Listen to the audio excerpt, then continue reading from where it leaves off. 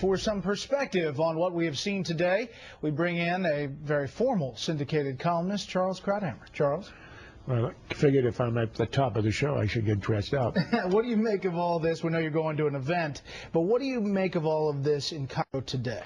That was a shocking speech, and what's so shocking about it is they had raised the expectations of the crowd in the square. There was an announcement by the military earlier that their demands would be met, as we saw all the dancing, and then all of a sudden you get a speech where the president of Egypt is clueless, delusional, speaking about in paternalistic tones the way he did 2 weeks ago, as if nothing has happened. Speaking of the demonstrators as his children, they see him as their tyrant.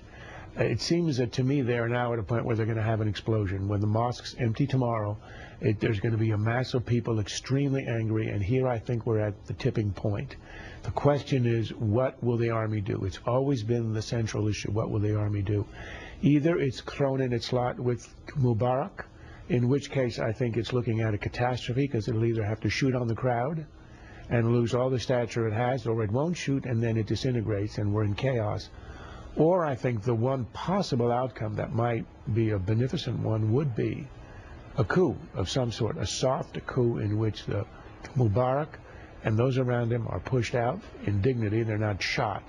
And the military takes over, has a provisional government, appoints technocrats, and has a transition to elections and democracy. Now, I've read that the Egyptian ambassador to the U.S. says that Omar Suleiman, the vice president, is now the de facto president. That clearly wasn't laid out by President Mubarak. Do you believe that the protesters get that, if that's in fact true? Well, clearly that is a spin that the Mubarak administration is putting on right now.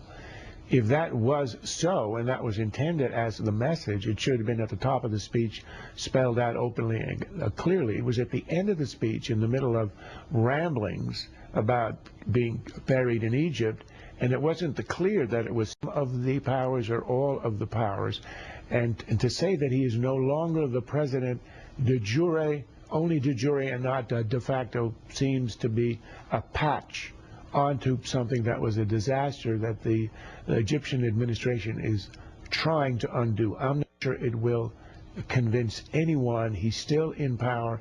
Unless he goes, there's going to be violence. Thanks for the time tonight, Charles. As always,